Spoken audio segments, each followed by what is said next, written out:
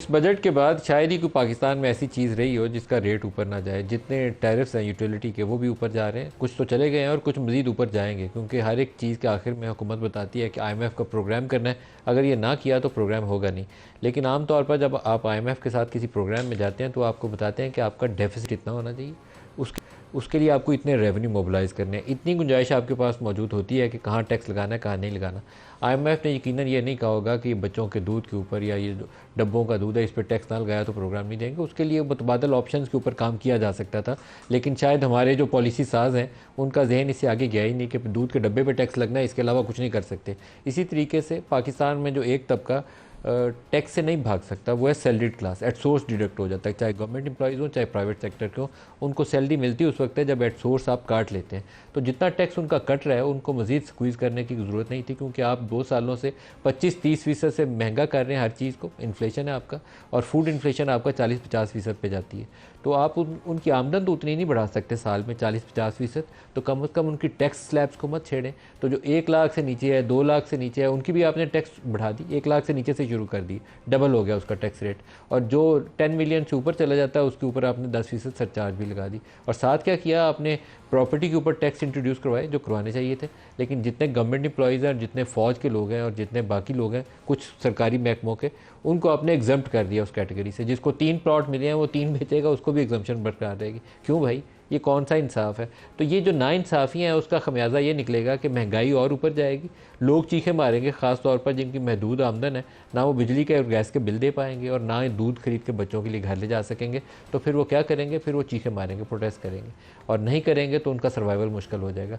तो बजट के अंदर कुछ चीज़ें जो है वो गैर दानशमंदाना तरीके से की गई हैं, और सर्वाइवल पाकिस्तान की एट स्टेक है वो हमें नज़र आता है। लेकिन उन सेगमेंट्स पे बोझ डालने की ज़रूरत थी जिनके ऊपर टैक्स का बोझ कम है, जो आमदन तो कमा रहे हैं, घर लेकर जा रहे हैं, पैसा टैक्स नहीं दे रहे। हमने उनको स्क्वीज़ कर दिया जो ऑलरेडी टैक्स दे रहे थे। और महंगाई में उन चीज़ों के ऊपर आमतौर पर बोझ डाला जाता है जो एक हर घर में ज़रूरत ना हो।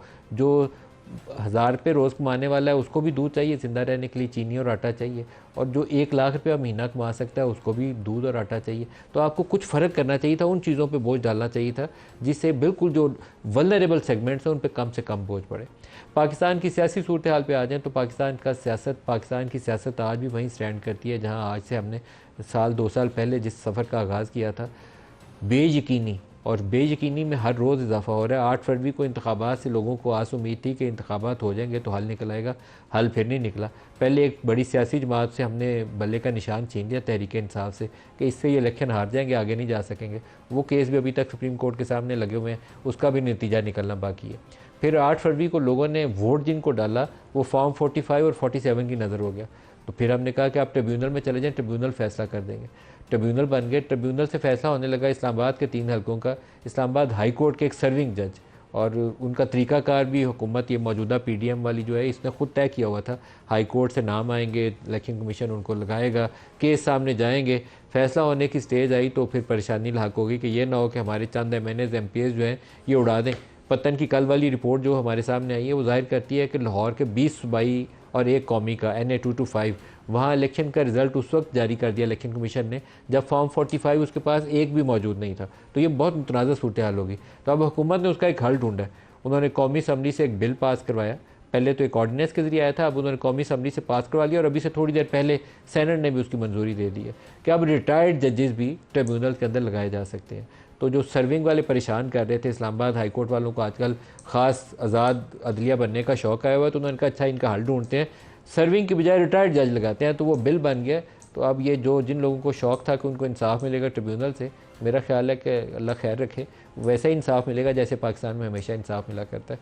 आज जो प्रोग्राम में हमारे साथ शुरका है उसमें शकरम साहब है, पाकिस्तान तहरीक इंसाफ के सीनियर रहनुमा है। इसके अलावा खुर्रम दस्तगीर खान PMLN से हमारे साथ होंगे, दोनों को खुशामदीद कहते हैं प्रोग्राम में। शेख वकास साहब, ये ट्रिब्यूनल वाला मामला बड़ा इंटरेस्टिंग है। हम आप लोगों को कहते थे कि जिसको फॉर्म 45 47 का इशू जाएँ, हाई कोर्ट के जज हैं, इंसाफ होगा वहाँ से। तो आज उन्होंने हल ढूंढ लिया इंसाफ करने का। ये तो देखिए, ये जिसको हल आप कह रहे हैं हम तो उसको बदयांती समझते हैं, हम तो ये समझते हैं कि they were trying to play around the law. आपको याद होगा कि ये जो पिछली असम्बली थी उसके ये ट्रिब्यूनल्स थे जिसमें हाजिर जज बैठे थे, उससे पहले इन्हीं लोगों यही जो पार्टियां मौजूद हैं इन्हीं की मौजूदगी में जो ट्रिब्यूनल्स थे उनमें रिटायर्ड जजेस थे।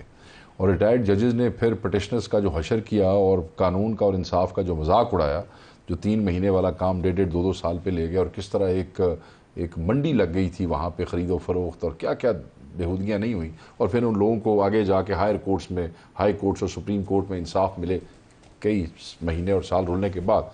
उसको देखते हुए इन्हीं लोगों ने तो ये फैसला किया था, इन्हीं लोगों ने ये फैसला किया था कि जी हुण तुसी रिटायर्ड जजेस जड़े ने वो कट दो और आप उसके अंदर सर्विंग जजेस डालें, क्योंकि सर्विंग जजेस जो हैं वो ऑब्वियसली, और सर्विंग जजेस भी आप मलिक साहब पहले रिटायर्ड जजेस में सेशन जज भी डाल देते थे। पूरे डिवीजन के ऊपर जो ट्रिब्यूनल बनता था उसमें एक सेशन जज रिटायर्ड डाल के कहते थे यही डील करेगा।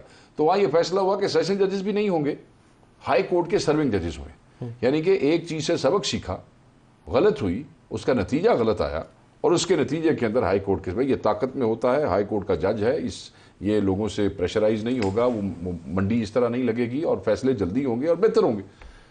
तो आप फैसला किया और आप दोबारा आप उसी मतलब वारदात की तरफ वापस चले गए जिससे आपने सारी कौम की। आपने वारदात का लफ्ज़ इस्तेमाल किया, तो आपके ख्याल में ये रिटायर्ड जजों को लगा के वारदात की जाएगी? मैं तो यही समझता हूँ सर, मैं तो यही समझता हूँ। एक रिटायर्ड जज है, उसको पता है कि मैं 3 महीने के लिए आया हूँ या 6 महीने के लिए, ठीक है जी, नौकरी उसकी पहले ख़त्म हो, जो पिछले जजेस के साथ हुआ सबके सामने है। अब ना उनका गाड़ियाँ छोड़ने का दिल करता है, ना उनका वो जो मुराद थोड़े अरसे के लिए आती हैं वो छोड़ने का दिल करता है। फिर ऑब्वियसली बड़े बड़े चौधरी सामने खड़े हुए हैं जनाब, और फिर मामलात होते हैं, फिर ना वो उनके साथ, तो फिर जो ला रहे हैं उन्होंने भी वादे किए होते हैं, मैं तो फिर थोड़े नाल भी चंगा ही करांगे, पाकिस्तान है ना जी। तो ये तो क्या कर रहे हैं, ये लोगों को इंसाफ की तो नहीं रखी जा सकती, लोगों को बेवकूफ़ समझते हैं। मतलब है कि जाली फॉर्म 47 के ऊपर अपने बंदे बिठा के पंजाब में और कौमी इसमें मरकज़ में अभी भी ये ठंडे नहीं हुए। मतलब ये शर्मिंदा नहीं होते लोगों के सामने, इनको शर्म नहीं आती कौम के सामने।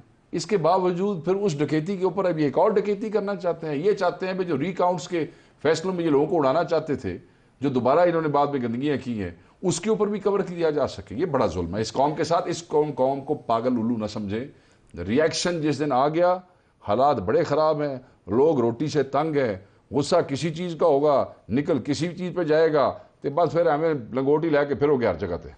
खुर्रम साहब, ये मामला काफ़ी कंट्रोवर्शियल है। नवाज़ शरीफ की अपनी सीट जो उन्होंने लाहौर से जीती है, डॉक्टर यास्मीन ने उसको भी ट्रिब्यूनल में चैलेंज किया हुआ है। उनका मामला भी अभी लगना है, अभी भी उन्होंने दलाइल उसके ऊपर मांगे हुए हैं। इस्लामाबाद के 3 हलकों के ऊपर मामला तकरीबन फाइनल स्टेज की तरफ जा रहा था।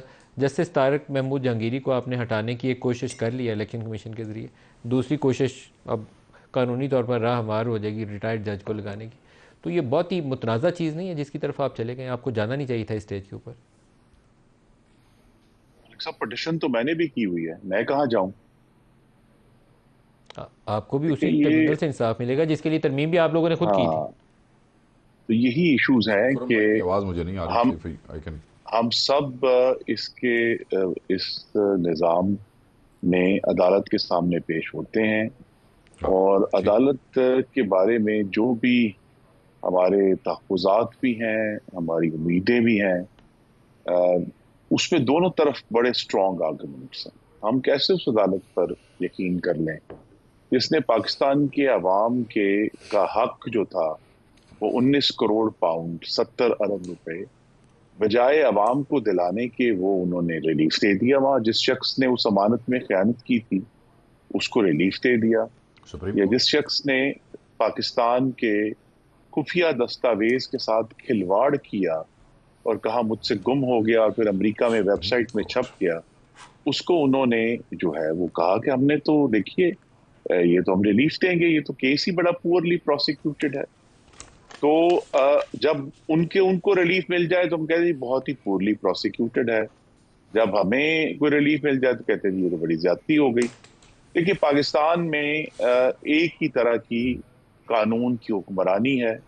आप नहीं कह सकते कि जी कल जब मुस्लिम लीग नून के जो कायदीन थे वो जब 22-22 महीने जेल में थे और उनकी जमानत की जो पेशी थी वो नहीं होती थी, उस वक्त या तो कानून की हुक्मरानी थी या आज कानून की हुक्मरानी है।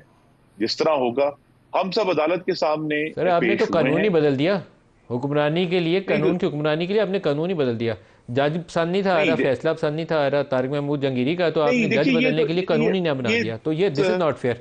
कि जो पटिशनर के हकूक हैं वो जब पटिशनर इस्तेमाल करता है तो मेरी इस्तदा है कि उसको फिर उसकी नीयत पे या बदनीयती भी हम सब अपनी राय दे सकते हैं। और ये बात हमें हमेशा याद रखनी है कि जिस आइन का हम सब हवाला देते हैं, उस आइन के तहत सबसे बड़ी जिम्मेदारी इलेक्शन के पूरे प्रोसेस को दुरुस्त करवाने की वो इलेक्शन कमीशन ऑफ पाकिस्तान की है, और उनकी अथॉरिटी हमेशा से थी अच्छा, ट्राइब्यूनल लगाने मैं की।